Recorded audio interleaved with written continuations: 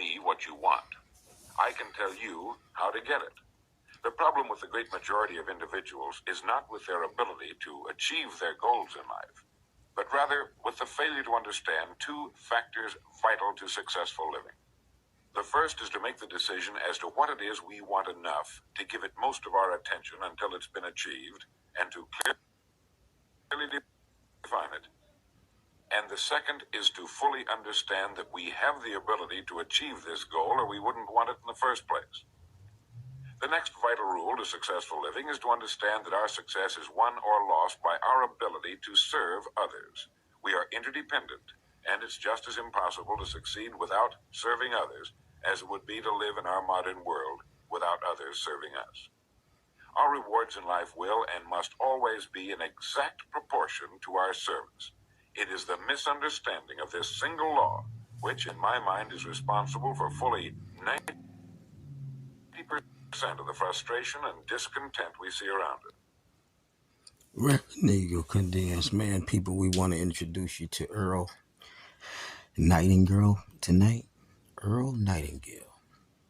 We want to introduce you to that so we could educate ourselves as humans.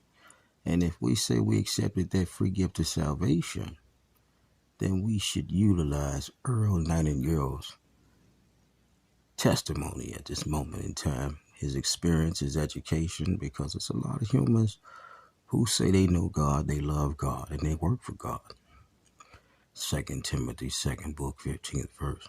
Study the word, divide it rightly, and show thyself approved unto God according to thy work and not man. But so many humans have got lost in the tribulation of working for God. Then they get to working with other people who work for God, and then God stops working. Prophecy stopped revealing itself. And the Lord our God said the blind will lead the known in the ways that they have not seen, and seen in the ways they have not saw.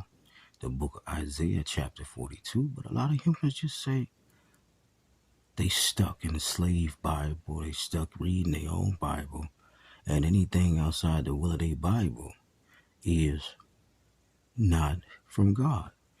But everything God did ain't contained in the Bible, because he say when he give you that kiss, you're going to have to add on to his legacy. And he said now that our works will be greater than his, but the sacrifice we make will never be greater. So, Reverend Eagle Condensed, man, just trying to talk you in tonight with some education. Got Ministries, no copyright claim on Earl Nightingale, none of his material, but we need some education in the kingdom.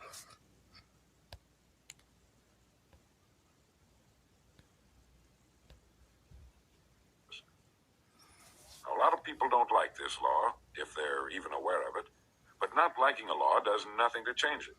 The basic laws of nature and economics are unchanging. If we're out of step with them, we are, as Thomas Huxley put it, checkmated, without haste, but without remorse.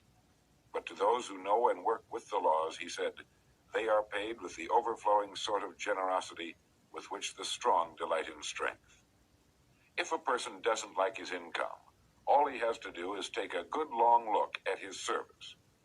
Look where you will find this law in undeviating operation. Our rewards will always be in exact proportion to our service. This is the law, then, that lies as the supporting structure of economics and personal well-being, so fix it in your mind. All attempts to sidestep or in any way avoid this law will result in frustration and failure. So this brings up the question, if what I want is more than I now have, how can I increase my service in order to earn it? Well, whom do we serve? We serve people. So let's take a moment to try to understand people. The more we understand them, the better we can serve them. I think of an adult human being as a grown child, doing his best to play for the first and last time on earth this game called life. The extent to which he learns the rules of this mighty game will determine his success. But right here we run into an historic and exasperating fact.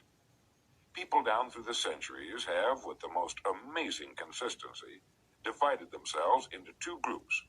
One group contains about 5% of any given population. The other group contains the remaining 95%. Neither of these two groups is any better than the other. But one thing separates them. The big group, the one containing about 95% of the people, never seems to get the word, while the smaller group, the 5%, does. Now, what do I mean by getting the word? I mean about 95% of the people never quite understand, emotionally or intellectually, that we as individuals control, to an altogether unsuspected extent, our lives here on Earth. That each one of us is the architect of the structure fashioned by our years. You see, all of us want the same things, but only about 5% figures out how to get them. Within each of us burn two unquenchable ambitions: to serve importantly and to gain financial independence. Both of these worthwhile goals are within the reach of all of us, man or woman, but according to statistics, only about 5% achieve both of them. Why? Let's look at it logically. Every human being has a tendency to think, act, and talk like those by whom he is surrounded. This is environment, and it exercises an enormous influence on our lives. We've already pointed out that 95% don't seem to get the word in life. Then it follows that in the case of any given individual, the odds are 95 to 5 that he is surrounded by the larger group. And since a body in motion tends to remain in motion until acted upon by an outside force, that he will continue to conform to his group unless we can do a better job of serving him through knowledge. The failure of most people to live successfully is not caused by their lack of abilities, far from it, but rather in their failure to decide what it is they want, and understanding that our wants are governed by our talents and abilities, and that we are divided into two groups of roughly 5% and 95%, and that it's the 5% group which is successful. Here, let me give you a definition of success which, to my mind, covers the subject completely. Success is the progressive realization of a worthy ideal. That is, anyone who knows where he is going in life is a success.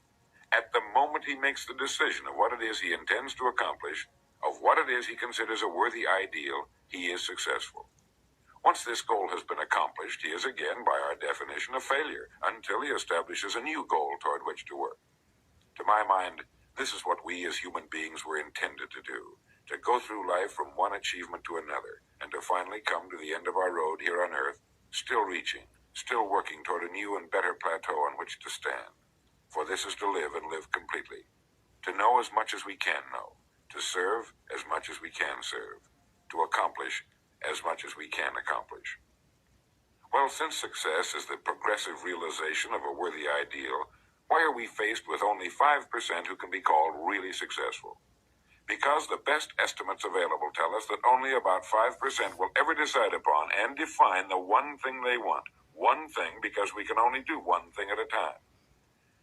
To my mind, the story of a person's life is the story of a quest, a search to which he devotes his life. We know that the happiest people on earth are those who know exactly what it is they seek and set boldly out to find it. And while we're all dreamers, the fortunate ones are those who have found a dream so exciting and worthwhile that they'll devote a part or all of their lives to making that dream come true. But while all dream, by far the great majority, that 95%, never realizes that a persistent daydream is often the point on which we should set our compass, the place toward which it is meant for us to journey. The tragedy is that the great majority shrugs off this built-in direction finder and returns to the wide, visible, well-marked road in life which they feel must be the best road because it carries the heaviest traffic. Well, let's make this point clear.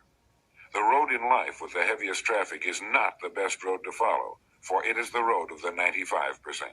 It is the road with no more opportunity, and with 19 times as much competition. Of all the billions of human beings who've lived on Earth, all great adventures